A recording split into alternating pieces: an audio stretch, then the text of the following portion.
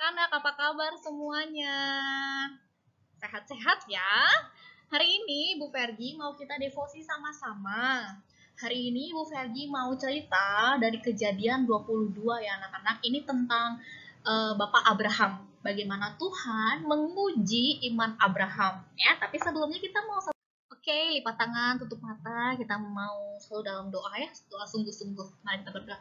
Bapa kami di surga, kami mengucap syukur, sungguh mengucap syukur karena Tuhan begitu baik untuk kami, memberikan kami kesempatan lagi untuk kami berdevosi bersama Tuhan.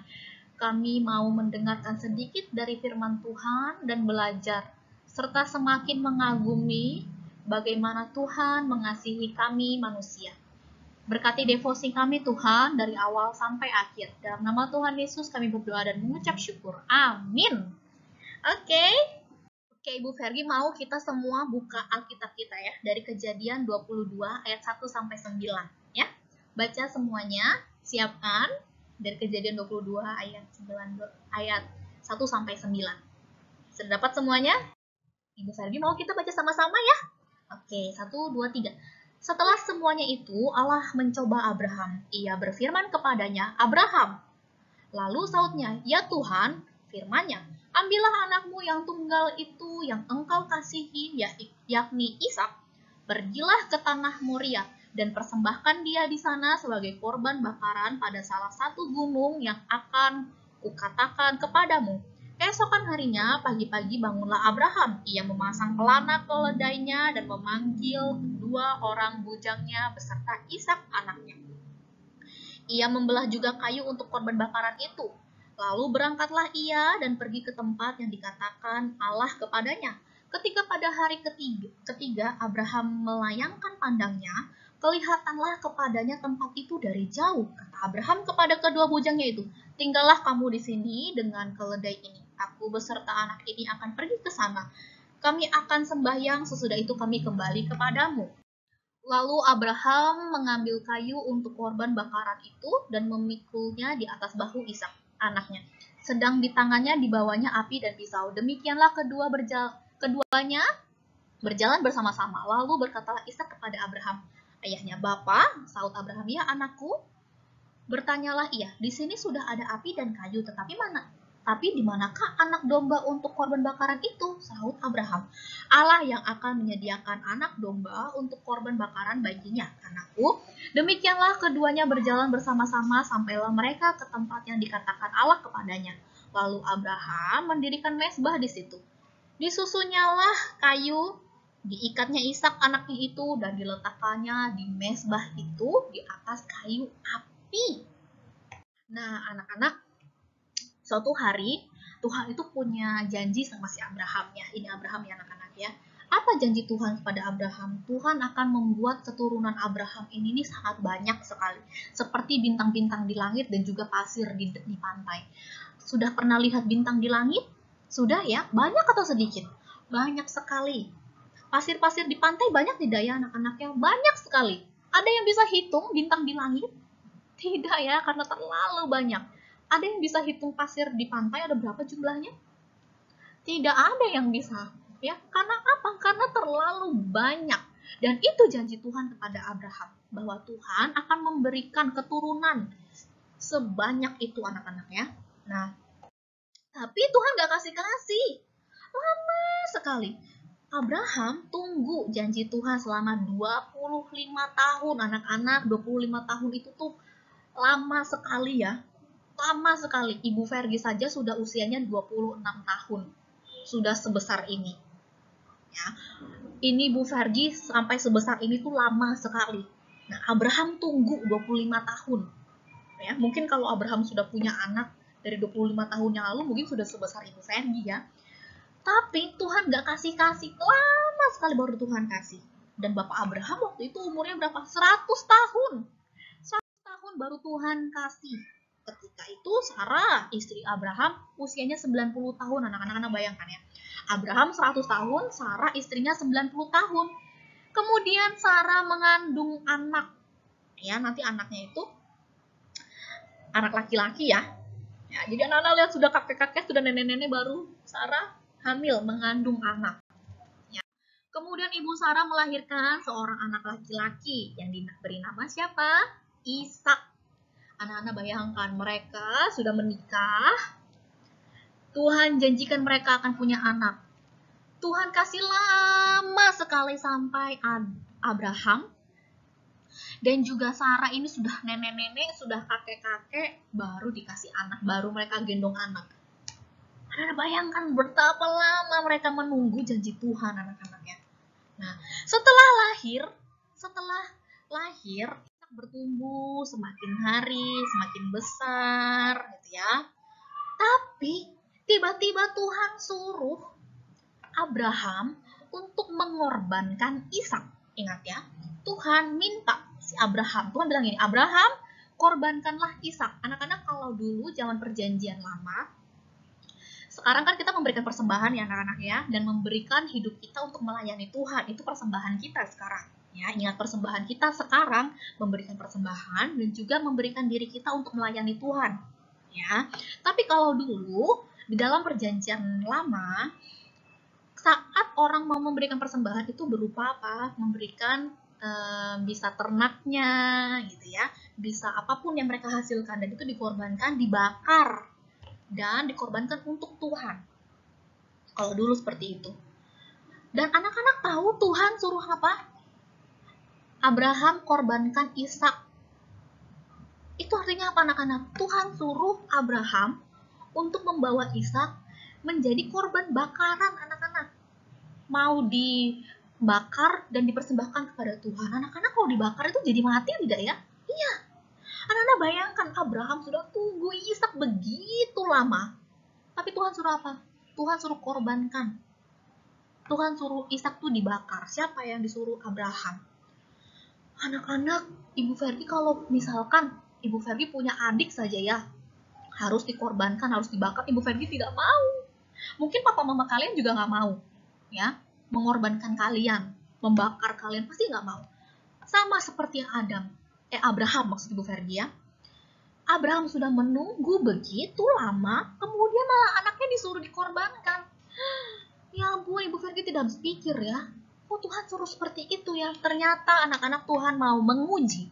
Tuhan mau tes si Abraham. Dia setia tidak ya sama Tuhan ya. Sambil melihat anaknya, sambil ingat apa yang Tuhan perintahkan, Abraham mulai sedih ya, anak-anak mulai berpikir, oh berarti aku harus mengorbankan anakku. Sudah anak satu-satunya, masih kecil, ditunggu lama sekali gitu ya. Tapi Bapak Abraham mau menuruti apa yang Tuhan perintahkan. Pada suatu saat, tadi di perikopnya dijelaskan bahwa Abraham pergi sama budaknya juga ya, atau hambanya, 2 orang. Tapi pas waktu sudah mau naik ke atas gunung, hambanya itu atau budaknya itu disuruh tunggu di bawah gitu ya. Akhirnya Bapak Abraham pergi ke gunung yang Tuhan sudah minta.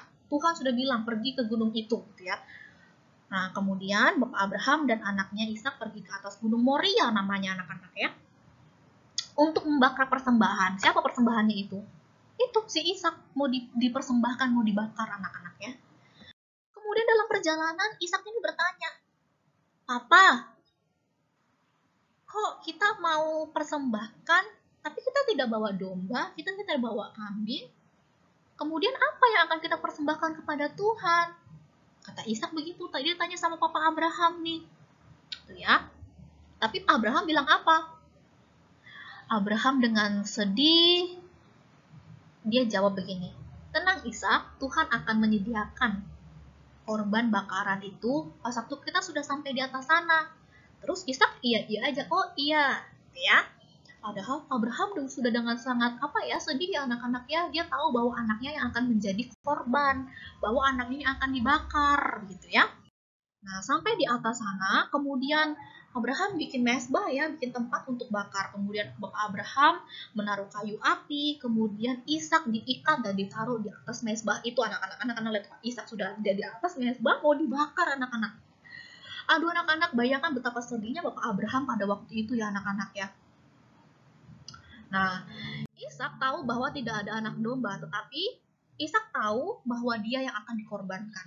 Apakah Ishak marah-marah? Tidak anak-anak. Yang ajaibnya anak-anak ya, yang Ibu Ferdi merasa sangat hebat sekali ya, sangat Ibu Fergi tersentuh sekali. Yang membuat Ibu Fergi sedih adalah Ishak diam saja anak-anak. Padahal Ishak tahu pada waktu itu dia akan dikorbankan. Ishak tahu bahwa pada waktu itu Ishak akan dikorbankan. Dan anak-anak tahu Bapak Abraham dan Ishak anaknya itu betul-betul menyerahkan diri mereka kepada Tuhan, percaya sama Tuhan. Ibu Ferdi sedih sekali kalau berkali-kali anak-anaknya mendengarkan cerita ini. Bagaimana seorang bapak harus mengorbankan anaknya. Anak-anak bayangkan, seorang bapak harus mengorbankan anaknya yang ia sayangi satu-satunya. Betapa sedih perasaan bapaknya. Ini kayak siapa ya anak-anaknya? Ini seperti Allah Bapa menurunkan putranya Yesus Kristus ke dalam dunia, mengorbankan. Sama ya, kemudian Yesus mati di atas kayu salib, dikorbankan. Itu sama ya anak-anak ya, sama seperti itu. Anak-anak bisa bayangkan betapa sedihnya Allah Bapa waktu Yesus Kristus turun ke dalam dunia, ya. Sama yang dirasakan sama Bapak Abraham, anak-anak. Ya. Kemudian Bapak Abraham mengulurkan tangannya lalu mengambil pisau untuk mengorbankan anaknya. Abraham sudah ambil pisau tuh ya anak-anaknya, sudah mau bunuh Ishak. Ishak diam saja.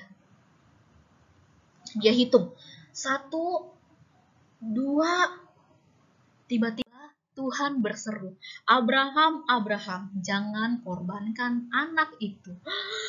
Aduh, Ibu Ferdi merinding nih kalau cerita bagian ini ya anak-anak ya. Tiba-tiba sudah mau ditusuk Ishaknya, Tuhan bilang, Abraham, Abraham, jangan korbankan anak itu. Anak-anak Abraham langsung tercengang, kaget gitu ya. Tuhan berkata bahwa ia yang hanya ingin mengetahui bahwa Allah hanya ingin menguji, bahwa Allah hanya ingin tes apakah Abraham menaati Tuhan atau tidak. Ya, dan kemudian Abraham tidak jadi mengorbankan Ishak. Ishak tidak jadi korban ya anak-anak ya. Abraham sangat senang karena Ishak selamat. Mereka bersorak-sorai ya. Mereka bilang puji Tuhan, tidak jadi gitu ya. Nah, lalu Abraham melepaskan tali Ishak. Dan kemudian akhirnya Tuhan menyediakan domba di dekat tempat itu untuk dikorbankan di atas mezbahnya Adami. Dombanya nih. Ya. Akhirnya Ishak tidak jadi dikorbankan. Ternyata Tuhan hanya menguji iman si Abraham, anak-anak. Wah, ini kalau dibuat cerita anak-anak film ini sangat menegangkan ya. Wah, kalau waktu mau nonton, Ishak anaknya sudah mau dikorbankan, sudah mau dibunuh. Sudah hitung 1, 2, sudah mau dibunuh. Tiba-tiba Tuhan datang. Wah, habis deg-degan langsung senang gitu, lega gitu ya. Mungkin itu yang dirasakan Abraham pada waktu itu, anak-anak. Anak-anak seperti biasa, di akhir pasti Bu Ferdi akan berikan tentang beberapa hal yang perlu kita pelajari dari firman Tuhan ya. Yang pertama, anak-anak, Allah menepati janjinya. Ya, ini sama nih seperti ini ya, Ribka dan Ishak ya, mereka menantikan anak. Nanti ini ya ceritanya. Kemudian Allah juga menepati janjinya anak-anak, walaupun Abraham mau usianya tua, sudah 100 tahun. Anak-anak kalau sekarang mungkin orang usia 100 tahun tuh sudah tidak akan bisa punya anak lagi anak-anaknya. Ya, jadi kalau orang sudah terlalu tua, manusia sudah terlalu tua itu biasanya sudah tidak bisa punya anak lagi. Tetapi di dalam cerita ini Allah menyatakan mujizatnya ya anak-anak ya. Nenek-nenek, kakek-kakek yang harusnya sudah tidak bisa punya anak lagi. Tapi karena Tuhan sudah janji sama mereka, Tuhan tepati tidak? Ya, Allah tepati janjinya. Bahkan waktu si Abraham sudah jadi kakek-kakek, ya, si Sarah sudah jadi nenek-nenek, tetap kalau Allah sudah pernah janji bahwa ia akan memberikan anak, tetap Allah berikan. Nah, dan anak-anak tahu ya bahwa Abraham ini sangat beriman kepada Allah. Dia percaya, ya, dan dia setia sekali kepada Allah, berharap selalu kepada Allah. Sehingga apa? Allah memberkati hidup Abraham dengan apa? Memberikan anak kepadanya. Walaupun Abraham dan Sarah harus tunggu waktu yang sangat lama sekali. Ya. Dan anak-anak, cerita ujian Bapak Abraham ini sama seperti Kristus ya, yang ingin Kristus yang dikorbankan ya. Allah Bapa mengorbankan Kristus Yesus untuk mati di atas kayu salib. Ini sama anak-anak. Ya, tetapi bedanya apa? Di sini anaknya Abraham tidak jadi.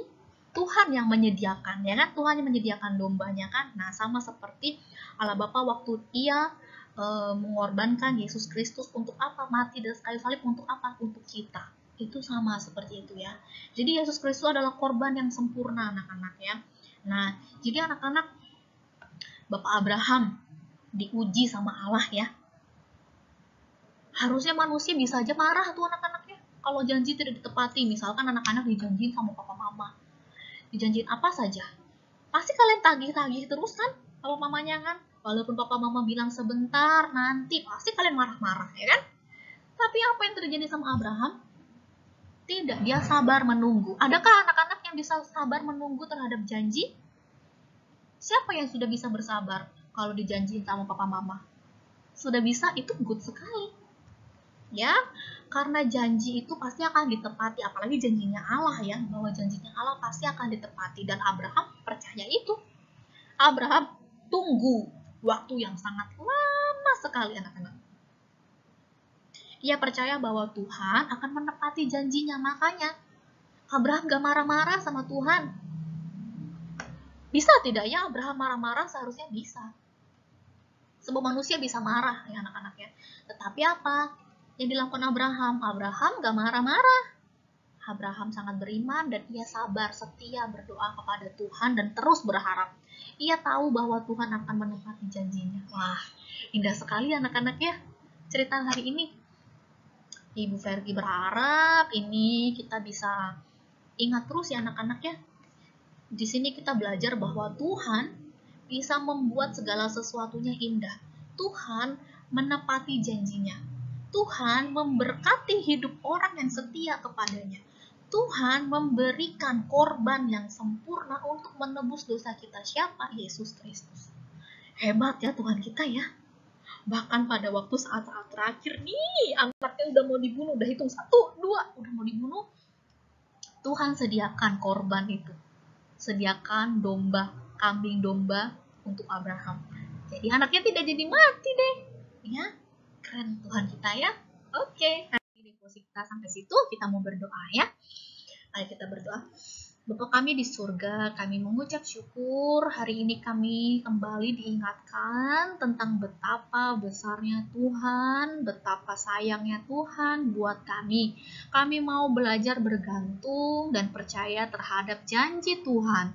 Ajarkan kami jadi anak-anak yang sabar, mengerti kehendak Tuhan, dan mengerti bahwa Tuhan adalah Tuhan yang akan menepati janji sesuai dengan waktu Tuhan. Terima kasih Tuhan, inilah doa kami, dalam nama Tuhan Yesus kami sudah berdoa. Amin. Oke, terima kasih sudah dengar devosi dengan baik. Ya, silakan isi refleksi devosi pada jurnal refleksi kalian. Terima kasih semuanya, sampai ketemu lagi.